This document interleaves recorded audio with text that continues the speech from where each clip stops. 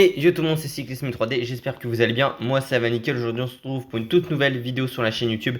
Et comme vous l'avez vu au titre de la miniature, aujourd'hui on va se faire une petite vidéo gameplay un peu plus chill. Aujourd'hui on va se faire 3 courses différentes. On va se faire Montmartre, que je n'ai toujours pas fait sur le jeu, avec Paul Magnier. On va se faire tout simplement la Muscat classique avec Julien Lafille, mais ça on l'avait déjà vu en Pro Team. Et Paris Tour avec Mathieu Van Der Poel. On va le faire dans cet ordre là. Et on va commencer tout de suite en course avec un petit My Tour d'ailleurs, parce que comme ça, alors on va mettre quoi? On va mettre risque de pluie, vous savez quoi? On va mettre élevé, et on va mettre température glaciale que j'ai pas trouvé pour le moment. Règlement contre la montre, on s'en fout un peu. Chute avec blessure, on va mettre avec abandon activé, normaux, tous les coureurs chute avec abandon, et maladie avec abandon. On va peut-être se mettre ça parce que j'avoue qu'on a quasiment pas d'abandon en Pro Team et en Pro Leader depuis le début de la série. Champion et base de données numéro 1, c'est parti. On va se faire du coup l'étape de Thoiry, Paris, Champs-Élysées. Et on va partir avec Paul Magnier pour cette vidéo. Magnier que je n'ai pas testé sur ce jeu d'ailleurs. Et j'ai toujours pas eu la Soda Quickset également. Alors Magnier, on a Merlier, mais je pense que ça va être bien de prendre Paul, pourquoi pas. On va prendre Van Barle, vous savez quoi. Valentin, je l'aime bien, mais on va prendre... ouais, on va garder Valentin. Et à la place de Van Wider, on va mettre... on peut mettre Lampard. C'est pas faux, ça fait très longtemps qu'on n'a plus Lampard, mais on va partir comme ça. Avec Magnier, pardon, donc 75 de sprint, 78 75 pleine, 80 sprint, 78 accélération, 74 vallon, 67 moyenne montagne, 64 chrono, 74 endurance, 73 pavé, récupération C, agité A, résistance 75, 68 prologue, 60 montagne et 64, et bah oui, 74 vallon, j'ai dit. On va partir comme cela. Thoiry, Paris, Champs-Élysées, c'est parti. En vrai, ça me fait assez plaisir quand même de découvrir Montmartre sur le jeu, même si bah, ça ressemble pas trop déjà à la réalité sur un aspect. Oui, Mani, il est en forme classique. Pourquoi? Parce que déjà, on tourne assez rapidement. Au niveau des Champs-Élysées jusqu'à Montmartre, c'est très peu de transition. On voit d'ailleurs pas l'église de la Madeleine au passage. Et après, on ne fait pas l'arrivée cette année. Cette année, on a 15 km après l'arrivée, dernier passage à Montmartre. Mais il me semble que l'on passe. On arrive par le haut de l'Arc de Triomphe. Enfin, on ne fait pas un tour complet des Champs-Élysées comme ça. Là, on refait un tour complet sur le jeu. Donc c'est ça qui est un peu dommage. On va se faire bon, en intégralité, en tout cas on va se la faire je pense en un seul rush. Cette vidéo, en tout cas cette étape. Donc les Champs-Élysées qu'on connaît, le quai Branly, on a vu la Seine, on s'est mis en température glaciale et en pluie. Alors je sais que tout le monde l'a fait comme ça Montmartre cette année, mais on n'a pas réellement eu comme ça les températures. On le fera pour Paris-Roubaix, pas pour Paris-Roubaix, pardon, pour tout simplement la vidéo, enfin pour Paris Tour. Quand je regarde, j'ai l'impression que c'est par une rue comme ça qu'on venait, hein, autour de la place de l'Étoile, pour aller du côté de Montmartre. Donc les Tuileries, le tunnel, et là on va tourner directement ici, donc comme IRL. Sauf que là on a très peu de temps de transition. Et on voit déjà qu'on a dépensé beaucoup d'énergie. Il reste à peine 72 km, mais beaucoup de mes coéquipiers ont perdu du bleu. C'est le cas également pour Paul Magnier. Ouais, assez étonnant quand même, Stuyven qui est au plus bas de sa forme. Il aurait pu être utile, Jasper Stuyven. Mais même quand on regarde, même Magnier, on a très peu de bleu hein, en ce qui nous concerne. Hein, ce qui est assez étonnant d'ailleurs. Moi qui voulais faire cette étape, ouais, bah, j'ai l'impression que c'est tout le temps la relance. Donc voilà, le sprint intermédiaire qu'on ne va évidemment pas faire. De toute façon, ça ne sert pas à grand chose là. Les gars, on a quasiment pas de barre bleue. Hein. Alors les Champs-Élysées, par contre, eux sont toujours en plat. Hein. Enfin, ils sont toujours plats sur le jeu, pas en faux plat montant. On va prendre une partie de notre bleu maintenant parce que je dis toujours c'est 15% de la barre grise, donc de la barre de fatigue. Mais là, avec Magny, on est obligé de le prendre à 50 bandes de l'arrivée. J'ai l'impression d'avoir jamais pris un bleu aussitôt, un gel bleu aussitôt. Non mais Magny, mais pourquoi ce mec il se met à protéger? Non, tu protèges personne. Ouais, la barre bleue, comment elle descend à une vitesse, on n'aura personne dans le final, hein, les gars, si ça continue comme ça. Donc, on va partir. Direction Montmartre. Et là, on est très rapidement sur la portion de transition, hein, comme vous pouvez voir. De toute façon, en 300 mètres, on arrive au pied de Montmartre.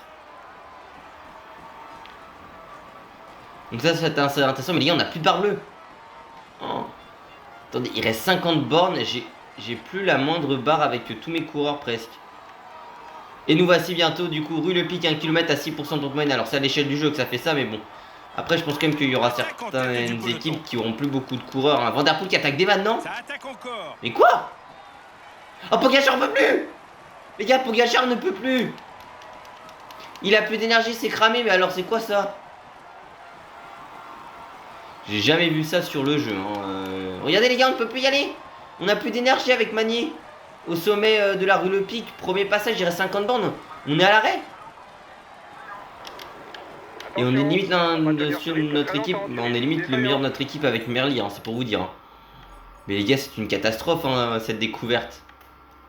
On va pouvoir.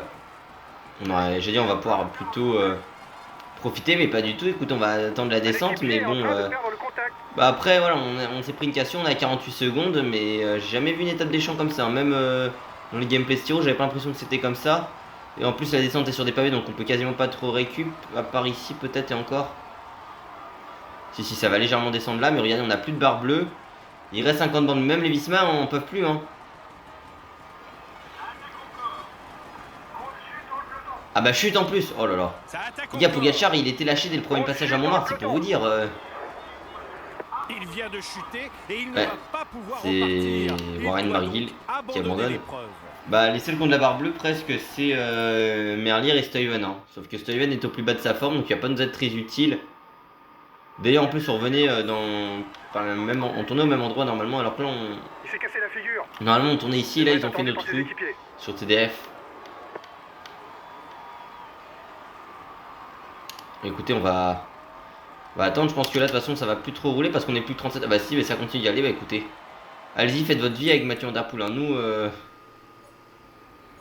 on est quand même de retour à 100. Mais il se crame Magnier, c'est quand même une dinguerie. Hein. Bon, ce petit gameplay kiff que j'avais envie de me faire sur TTF tourne pas au mieux pour le moment, je vais pas vous mentir. Ah, c'est exotique, on va se dire. On est encore 100, mais je pense que ça va casser assez rapidement. Hein. Parce que nous, on a eu du mal à passer. Pogacar, à moins qu'il ait tout récupéré, ce que je doute fortement, il va être dans le mal très rapidement. Voilà, est-ce qu'on peut pas récupérer un petit peu? Voilà, c'est Olafkoy qui est parti. Warren Scholl ici, on va essayer de récupérer un maximum de notre barre, mais bon. Van Duden qui nous bloque, c'est génial en plus. On a pris notre gel bleu il y a un tour, hein, je précise. Hein. C'est quand même une dinguerie ceux-là. Hein. C'était. Mais Magnier, il se crame tout seul, il remonte au sprint. Mais les gars, ils sont au sprint H24 sur ce jeu. Il y a Van Der Poel qui est parti à fond. Mais les gars, je sais pas combien ils vont finir l'étape, mais ni dans quel état. Mais c'est assez préoccupant quand même. Ils vont revenir, nous on est au milieu. Ouais, mais on a un peu de mal. Hop là, on va essayer de récup un petit peu les... Oh, chute derrière! Oh, terrible chute ici! Oh, la chute! Qu'il y a eu, je pense qu'il y aura peut-être des abandons d'ailleurs, on va peut-être voir ça. Est-ce qu'on a des abandons derrière? Ouais, abandon d'Honoré, Ciccone, Barguil, Ackermann, Balderstone, Frigo et Fabian Christen, Fabio Christen plutôt. Payan, mais oh, grosse chute ici. Alors là, je m'attendais pas trop, le groupe Van Der Poel, ils sont plus que 2 devant. Enfin, il y a un groupe de 4, mais ils sont à 9 secondes. Nous, on passera pas ce Montmartre là. Hein. Une chute dans le tunnel des champs. Alors ça, c'est une première à mes yeux. Ouais, on change. C'est tout nouveau ce qu'on fait. Bah, on passera peut-être pas cette étape-là. On aurait eu de la barre bleue, ça aurait été sympa, mais... Regardez, Mauro Schmitt en peut plus. Bon, là, c'était Bicra, mais vous voyez l'idée, quoi. On va entamer la rue Le Pic. Notre barre bleue. Là, c'est qui Bisséguer, Bisséguer est également défaillance. L'une d'Andresen, pareil. Il va falloir essayer de s'accrocher pour nous, mais à moins, bah oui, mais Van Der Poel est bien aidé par ses stats physiques, mais même les stats physiques n'ont pas aidé Pogacar hein, dans cette rue Le Pic d'1 km à 6% de moyenne. Nous on va être le dernier de notre équipe limite à s'accrocher, parce que si on regarde devant, ouais, Stuyven et Merlier on limite la même barre que nous, hein, mais je voulais faire un gameplay avec Paul Magnier, donc on testera Magnier. Regardez, Deliet à l'arrêt, Kort Nielsen. Devant Olafkoy qui avait tenté précédemment. Ouh, c'est compliqué aujourd'hui. On va être à l'arrêt, mais on est 21ème. Enfin, 20ème maintenant. Petit bordel grosso à nos côtés, mais bon. Le peloton se rapproche de l'échappée. Seulement 1 minute 30 d'avance désormais. Ouais, ça c'est pas mal cette miniature là. Quoi va pouvoir se faire? Parce que j'utilise quasiment jamais, vous le savez, la vue première personne sur le jeu. Bon écoutez, on va limite se faire de la position aéro. Ouais, c'est un concept, une position aéro sur des pavés. C'est une nouveauté. Il y a un début à tout en cyclisme, hein. Non mais Van Der Poel il est parti, il a fait un sacré écart parce que nous on est quand même à une 15. Deux mots pour définir le phénomène Mathieu Van Der Poel. On est avec Del Grosso, on va essayer de prendre. Il faudra essayer de récupérer un petit peu de bleu ici, dans cette portion descendante. Avant de revenir sur les champs, on est avec Ghana quand même, hein. On n'est pas n'importe qui. On est quand même avec des mecs qui font podium de Milan-San Remo. On aurait pu dire c'est nos stats physiques, mais pas du tout avec notre coureur, hein. D'ailleurs, vous regardez que le hors délai est pas très loin pour le moment. Par contre, vous remarquerez qu'ici, on ne ressent absolument pas les pavés.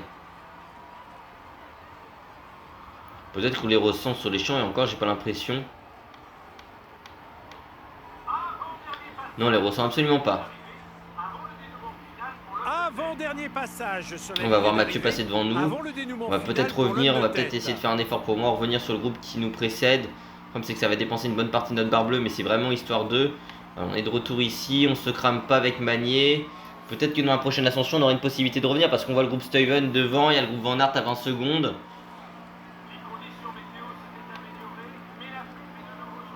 On a un groupe derrière encore de 13 coureurs et après il y a un groupe peloton de 80. Et tout le monde a explosé à Montmartre. Ouais, c'est vraiment assez étonnant comme ce final là. On voit Van Der Poel en face qui fait son petit cavalier solitaire. Peut-être qu'à un moment il va craquer quand même, hein. J'ose espérer. Parce que quand même... j'ose espérer, le mec il va faire un récital sur tous les Champs-Élysées, gros peloton gros peloton non, il y a un groupe d'une quinzaine qui est revenu sur nous.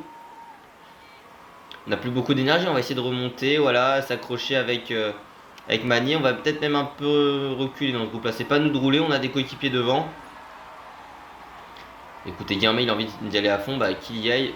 Enfin j'ai même l'impression que tout ce groupe là veut y aller à fond. Ok mais les gars vous êtes à 1 minute 20. Je suis pas sûr que ce soit la meilleure des idées, surtout que tout le monde est cramé. Moi qui pensais qu'on allait pouvoir s'amuser sur cette étape-ci. Après je veux bien qu'on ait la fin de classique, mais c'est pas ça honnêtement qui a joué. Qu'il est où Pogacar? Il n'est même pas devant, hein. À moins que le champion du monde se soit sacrifié, ce que je doute fort. Il est dans le groupe à 5 minutes. Après regardez, il y a eu un gros groupement, maintenant on est 27 à 1 minute du groupe Van Der Poel. À moins que ça craque, on va être avec... Oh voilà, bah non mais en fait c'est très clairement nous qui avons pris les premières positions ici. Mais tout le monde semble vraiment voilà au bout du rouleau, en train de vouloir récupérer. Alors il y a le groupe à 5 minutes derrière, mais regardez, maintenant Vernon il passe son relais. Bon écoutez, faites votre vie les gars, nous on va prendre la route Berkmoens. On pourra peut-être tenter quelque chose éventuellement sur le dernier passage, voilà, essayer de récupérer un tout petit peu de bleu ici. On prendra sûrement le turbogel, hein, histoire de... On a récupéré Merlier, on a Stuyven qui est à nos côtés. Ah mais Stuyven, bah, on a la moins belle barre de tous nos coéquipiers, hein, pourtant ils se sont quand même employés. Mais on restera avec Magnier parce que je voulais faire Magnier à Montmartre. Écoutez, on sera à Montmartre, mais peut-être pas dans les dispositions qu'on aurait voulu. Et on va voir hein, le spectacle qu'il y aura devant. Nous on va essayer de s'accrocher tranquillement, attaque de Olafkoy. Et là tout le monde va se mettre au sprint et tout le monde va exploser dans le 300 mètres, hein. C'est génial. Non ça c'est quand même abusé sur ce jeu, tout le monde qui se met au sprint à 24. Après sur Montmartre c'est le cas, hein. Allez on va essayer de remonter ici avec Magnier. Allez turbogel, on va essayer de l'utiliser intelligemment. Enfin, essayer d'utiliser intelligemment, on était à l'arrêt hein, ici. Et du coup, on a été obligé de l'utiliser, mais ce qui nous a servi à pas grand chose. En plus, on essaie de... Mais les gars, on se fait gêner, mes frères. Pourtant, Magnier, c'est pas non plus un mec qui déconne sur les pavés, hein. C'est un mec qui a fait deuxième de Loomloop. Mais on se fait gêner totalement, les gars. On a dû utiliser toute notre barre rouge et toute notre barre bleue pour ne serait-ce que juste remonter en première ligne de ce groupe. Et Van Der Poel a craqué, c'est ce qu'on pressentait. Si Mathieu qui puisse se tenir autant de temps, j'en doutais fort. On va pouvoir entamer cette descente, mais nous on n'aura absolument plus d'énergie. Voilà comment cramer toute son énergie juste pour remonter de 10 places. Voilà, j'aurais peut-être pas dû utiliser mon turbogel parce que c'est vrai que le turbogel m'a totalement détruit, hein, très clairement. Parce qu'il m'a fait reculer et du coup j'ai utilisé ça plus toute ma barre rouge pour remonter. Sauf qu'en fait en voulant remonter, on s'est pris 2 blocs. Ce qui est génial aussi, hein, les blocs sur ce jeu depuis des années. Ça revient un peu en plus malheureusement cette année. Ça plus tout le monde qui se met au sprint. C'est de récupérer un petit peu de barre bleue. On aurait pu utiliser turbogel vraiment à sortir du tunnel, mais je pense pas que c'est ce que l'on fera aujourd'hui. Vous savez qu'on va tenter d'y aller avec Paul Magnier, essayer de sauter un petit peu, voilà. On tente quelque chose. On peut essayer de revenir sur au moins Skynes. Derrière, ça se met au sprint pour venir sur nous. Sauf qu'on n'a plus réellement de barre bleue. Voilà, essayer de revenir sur Skynes, sur Van Der Poel. On ne sera même pas dans les 10 en plus, c'est ça qui est terrifiant. Non, là on n'arrivera peut-être pas à revenir sur VDP. Bon, on se relèvera, je pense. C'est vrai que c'était pas très intelligent là, mais là ça y est, ça a explosé dans le peloton. Van Der Poel qui est juste devant, il va relancer, voilà. Bon, ça y a tout le monde qui va revenir, voilà, Remco Evenepoel. Sauf qu'en fait, ils font que des à-coups parce qu'à un moment, ils se mettent au sprint, puis ils s'arrêtent et ainsi de suite. C'est vrai que mon état qui était très peu intelligent tout à l'heure, mais c'était pour tenter, voilà, c'était pour voir si on pouvait revenir, sauf qu'il y a le groupe Laporte qui pourrait revenir après, qui a 1 minute 30 de nous à peu près. Bah là c'est quand même un scénario où tout le monde est à l'arrêt, donc nous on va tenter d'y retourner avec Magnier. On s'est fait piéger dès le premier passage, hein, c'est quand même une folie. On a très peu de barre bleue pour tenter quelque chose avec Paul. Après, ouais, vous regardez, derrière, ils sont tous dans ma roue, là. Les gars, ils se mettent tous au sprint, sauf que dès qu'ils vont revenir sur moi, ils vont tous être à l'arrêt. Vous me direz, on va se mettre à l'arrêt sûrement dans la route de Van Der Poel. Mais c'est pas du tout la même chose, hein. Voilà, regardez Deli, et ça y est, tout le monde se met à l'arrêt. On n'a plus d'énergie, sauf pour suivre les changements de rythme. Même Remco, Pogacar, je serais curieux de juste voir à quelle place il termine, hein. Là, ça relance, ça y est, tout le monde va se mettre au sprint, là. Non, mais ça m'énerve sur ce jeu. Tout le monde se met au sprint H24. Excellent rouleur, le Norvégien Søren Vanschul s'est capitalisé sur ses victoires. Non, finalement, je voulais bien qu'on se fasse Paris Tour aujourd'hui. Je pense qu'on va se faire que la Muscat Cycling classique.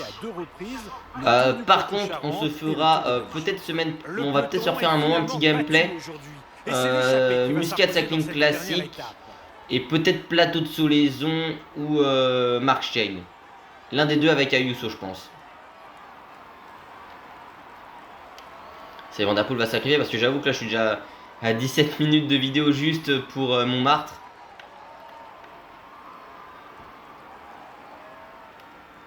On n'aura quasiment pas de barre bleue pour le arriver.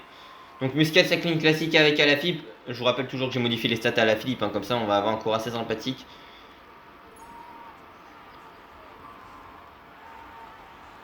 Allez.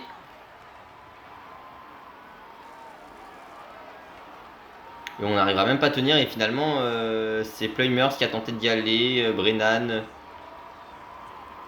Oui, tout le monde finit au sprint alors qu'ils ont passé leur temps à rester dans leur roue. Ah, quoique. Tout le monde finit au sprint, pas tant que ça, peut-être on va essayer d'y aller avec Paul Magnier.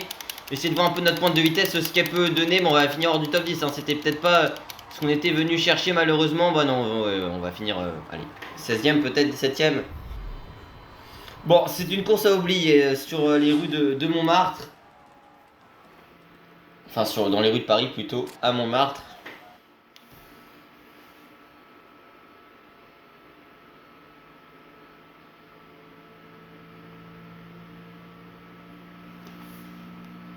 Une course plus que compliquée aujourd'hui.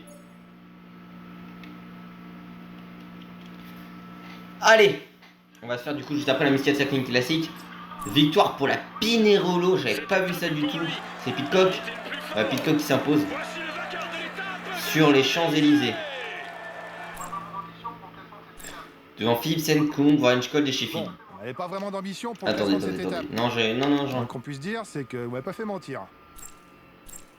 Bah non, je voulais juste voir à quelle place finissait Pogacar. Bon, écoutez, je vais pas m'en faire ça. En tout cas, on va juste se retrouver pour se refaire une petite course. On va repartir en my tour cette fois-ci. On va pas mettre glacial, on va mettre aucun, on va mettre canicule. On va partir sur les mêmes choses et on va faire une Muscat Cycling classique. C'est vrai que j'ai pas fait Bologne encore, j'ai pas fait Garnica ou Almouge. Ni ce Paris Tour qui m'intéresse pas mal hein, quand même, il faut bien le préciser. Oui, Paris Tour, il est là, Chartres Tour 217 km. Oh, ça peut être énorme comme course. Mais on va partir sur cette Muscat Cycling classique, même si on se la connaît déjà, mais on va se faire un petit kiff dessus avec Julien Lafille, vous savez quoi. Voilà, j'avais envie de faire avec Julien Lafille, voilà, ces magnifiques stats de 70 plaine, 78 accélération, 79 moyenne montagne, 75 chrono, 78 endurance, 71 pavé, récupération B, 72 sprint, 82 vallon, 77 montagne, 75 prologue, 78 résistance et agité A+, que je lui ai mis. Non, voilà, Julien Lafille, c'est parti. Bon, avec la start list de la Tudor, digne du tour, on s'entend bien. Allez, à tout de suite. Bonjour les gars. Dans cette classique. Bienvenue au briefing de la Allez, vous Muscat savez quoi, classique. on va se faire ces 42 km 400 jusqu'à la ligne d'arrivée avec les 4 dernières difficultés de cette étape. Quoique, c'est vrai qu'on aura peut-être à un certain moment une portion de transition. Mais on va se faire le final ensemble. J'ai très clairement mis personne à rouler. On voit que Julien est en bonne forme et il est considéré parmi les favoris. Il y a quand même bien évidemment un start list du Tour de France, donc ça va être difficile pour nous. Je pense qu'on est en train d'en attaquer surtout dans cette prochaine ascension. C'est absolument pas à nous de rouler, hein, très clairement. Au vu de nos adversaires ici. Est-ce qu'il y aura quelqu'un qui tentera de partir dans cette ascension? C'est une possibilité quand même dans le Algisa de 8 km 800 à 6,2% de notre moyenne. Alors bien évidemment, on a tout le monde qui va se mettre au sprint dans cette ascension. Mais ce sera intéressant de voir s'il n'y a pas quelqu'un qui tentera d'attaquer, en tout cas de sortir, créer un mouvement de course sur cette classique. Pour le moment, ça n'est pas le cas. Sera décisif puisque l'arrivée sera située à peine 4 km. On est surtout en train d'essayer de faire un écrémage dans ce peloton. En plus, vu que j'ai mis une start list Tour de France, on est sur des équipes de 8. Hein. Allez, Pelzari qui s'est écarté. On est au niveau de Juan Ayuso ici. Avant d'entamer la dernière partie de cette ascension, Algisa de km 800 à 6,2% de pente moyenne, on la connaît. On l'a déjà fait quand on s'est imposé avec Paul Lapera sur cette épreuve. Et vous savez qu'on va tenter peut-être d'attaquer, non? Ouais, mais après les gars, je tente à 38 km avec Julien, c'est trop risqué. C'était juste, j'étais en première ligne, je me suis dit est-ce que je tente d'y aller ou pas? Bon, au final, après vous allez me dire, il y a Yusso qui tente derrière moi, Lipovic, ça, accélération de Van Wilder, c'est pas le plus surveillé. Mais par contre, Pogacar, si. Et là, il y a tout le monde qui va avec Sexas, notamment Romain Grégoire, Skelmoz. Avec Julien, on va essayer de faire une plutôt belle descente. Il essaye de sortir. Jouer sur nos capacités, bien évidemment, de puncher. Voilà, c'est parfaitement exécuté ici.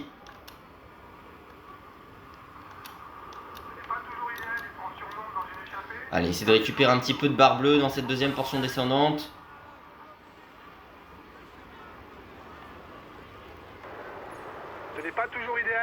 Voilà, on est bien avec Julien. Attention à pas se faire avoir.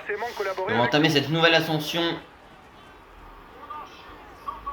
Le Wadi Al-Kabir, 2 km à 6,8% de pente moyenne. Et on accélère du côté de la Groupama FDJ United. La présente ascension a fait un peu de décrémage, même si on garde toujours le même rythme. Enfin, on garde quand même un peloton assez conséquent parce qu'en fait on est sur des montées plutôt courtes. Et ouais, on a quand même certes des routes assez larges, mais ouais, montées plutôt courtes. Ce qui justement nous empêche de créer réellement des écarts.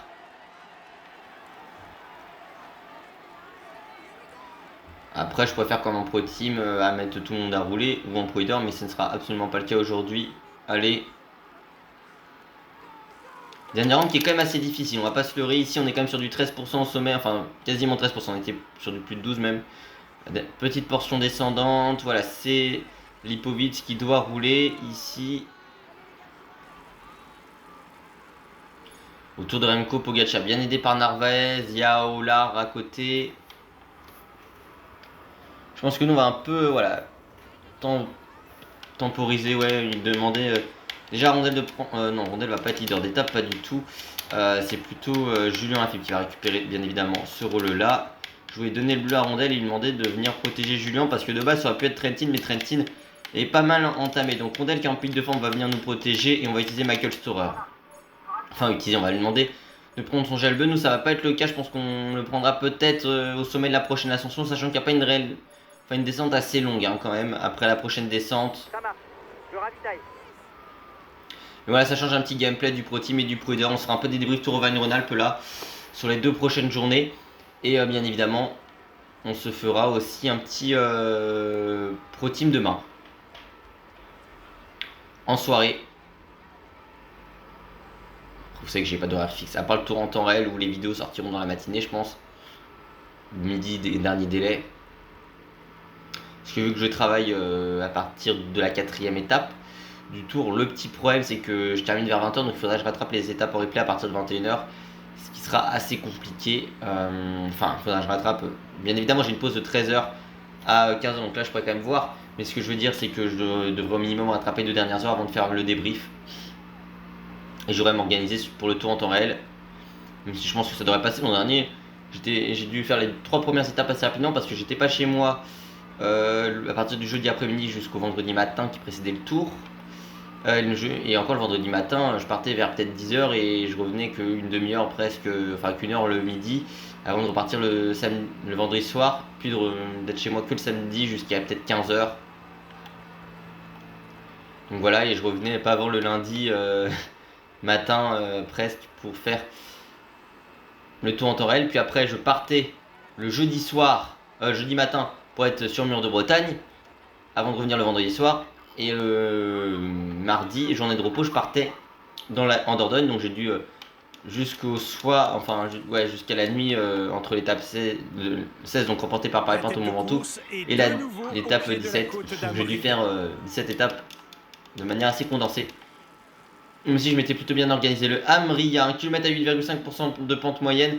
C'est Mados qui roule ici. Nous, on va en profiter pour prendre notre gel bleu sur le sommet de cette ascension avec Julien. Voilà, c'est parfait. On va essayer de récupérer le maximum d'énergie possible avant d'entamer la prochaine descente. Même si c'est pas une réelle grosse descente. Accélération del Toro. Par contre, nous on a perdu Rondel. Mais Rondel, je lui ai demandé de prendre le gel bleu, il l'a pas pris. Par contre, je lui ai demandé également de venir me protéger. Il a totalement arrêté. Mais je pense que c'est parce qu'on a accéléré avec Julien. En tout cas, qu'on s'est mis en danseuse. Là, c'est Del Toro, mais on roule sur lui du côté de la Groupama FDJ United. J'imagine que Romain Grégoire doit être dans une excellente journée. Les 20 derniers kilomètres de cette muscade classique. Sous la canicule et le désert, bien évidemment. Allez, Rondel qui va venir, mais juste nous protéger. Pas rouler en tête de peloton pour le jeune français. Voilà. Mine de rien, on a encore 56 si on compte Del Toro pour la bataille vers la victoire aujourd'hui à Oman, enfin au Muscat, la capitale d'Oman. Cette course qui précède dans la Muscat de Cycling Classique, le départ du Tour d'Oman. Donc est-ce que cette course viendrait sur TDF remplacer les 3 jours de la Provence? Potentiellement, et encore.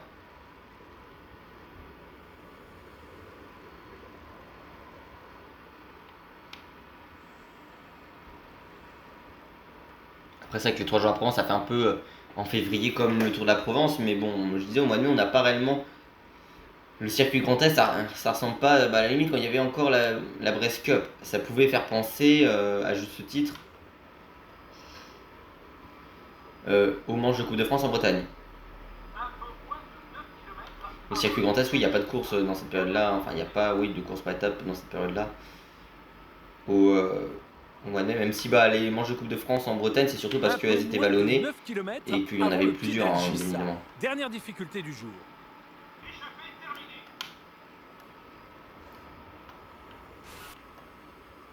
Allez, il imprime le tempo. Guillaume Martin, Guillonnet, Juan Ayuso ici. Primoz Roglic aussi bien présent. Échappé terminé. Allez, à nos côtés, je pense que... Mais Rondel, il veut pas prendre son gel bleu, mais... Mon Coco, prends ton gel. On est obligé de l'aider jusqu'au bout. Dans cette petite portion de transition. Hein. Avant l'ascension finale. Dernière difficulté de cette Muscat Cycling Classique. Voilà, on va demander peut-être à Rondel de nous amener. Hein. Est-ce qu'il a pris son gel? Voilà, il l'a pris. Peut-être lui demander de nous amener éventuellement jusqu'à la prochaine ascension. Essayer d'imprimer un rythme élevé. En tout cas, au moins viser un coéquipier, ce serait pas mal. Donc on soit toujours dans les toutes premières positions. On voit l'arche. Hein. Les 10 derniers kilomètres juste face à nous. Et se rapprocher bien évidemment de la dernière difficulté de cette épreuve. On utilisera le turbogène pour y aller. Bah, nous y voici. Rondel va être... Ouais, ça va être terminé pour Rondel. Donc ce que je propose, c'est qu'on demande à Storer de nous protéger justement avec Julien. Voilà, ça va être fait. Encore une belle barre, hein, Storer.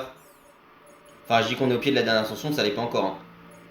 On est certes dans une portion montante, mais on va justement arriver vers cette ultime difficulté du jour. Ok, bien protégé.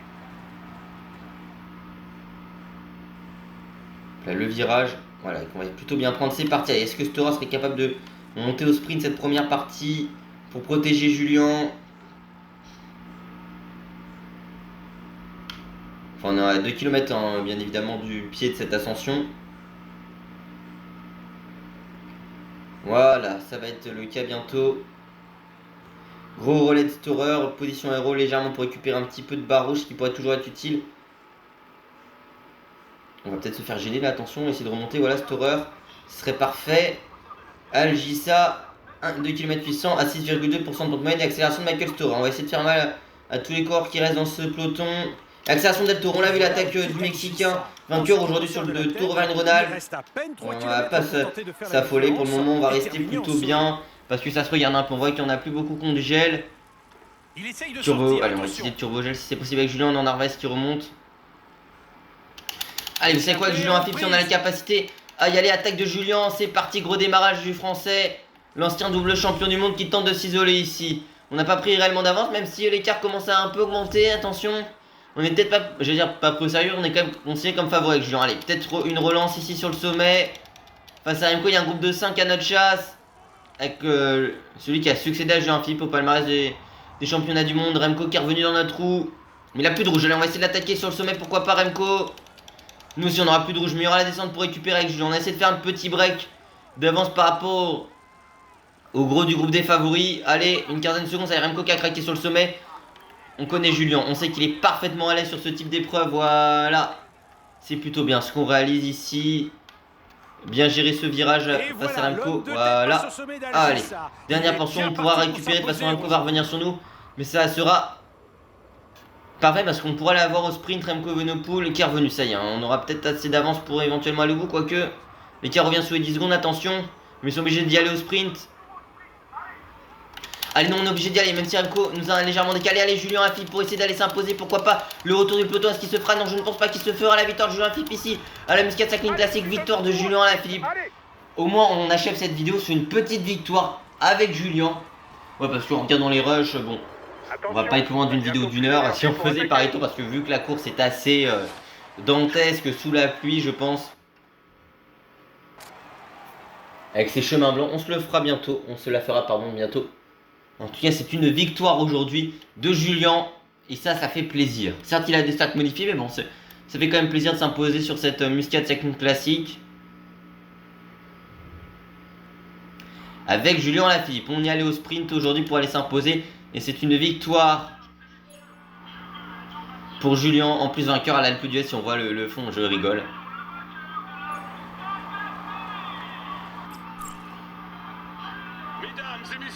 Ah, magnifique victoire de Julien Lafilippe, on peut la savourer celle-ci. Accueillons le vainqueur de la Muscat Classic. Allez, du côté du classement de cette étape, c'est une victoire de Julien Lafilippe pour l'étudiant de notre corps français en 3h40 minutes et 6 secondes. Devant Vingegaard, Grégoire Del Toro et Remco Evenepoel. Bah écoutez, plutôt intéressant cette vidéo. Non, parce que c'est vrai que je voulais faire quand même Paris Tour, mais quand on regarde Paris Tour, Bravo pour sa victoire. voilà, classique de fin de saison dont la partie finale est marquée par des chemins de vigne. Ce qui est assez intéressant certes, mais en réalité, bon, je sens que la vidéo est assez longue, sachant que si on regarde, ça fait combien Paris Tour, juste pour un ordre d'idée. En termes de distance, on l'a vu tout à l'heure, hein, mais 217 km. Bon voilà. En plus avec les zones avant fort, en vrai ça pourrait être pas mal qu'on se la fasse de notre côté. D'ailleurs, je pensais que c'était sur TDF1 quand on avait eu sur le premier jeu de la chaîne, quand on avait eu l'arrivée de Liège, on voyait dans le trailer les sous-titres et d'ASO, et bon, c'était juste les courses organisées par ASO, hein. Mais on y avait marqué Paris Tour. Je me suis dit, est-ce que Paris Tour sera sur le tour? Mais non, et bien évidemment, c'était pas le cas. C'était juste parce que c'est une course ASO grosso modo, et que du coup, j'imagine que pour avoir les licences de plusieurs épreuves, donc Dauphiné à l'époque, devenu Tour Auvergne-Rhône-Alpes, Tour de France, Paris-Nice, Paris-Roubaix et Liège-Bastogne, je devais prendre une licence quasiment de toutes les courses ASO, mais ça fait quand même plaisir, en plus ça muscle cette fin de saison. Et bon, en tout cas, j'espère que cette vidéo vous aura plu. Si c'est le cas, n'oubliez pas de vous abonner, d'activer la cloche de notification, liker, partager, commenter et de venir me rejoindre sur Insta et sur TikTok, c'est Cyclisme 3D pour tout bien la prochaine. Ciao ciao.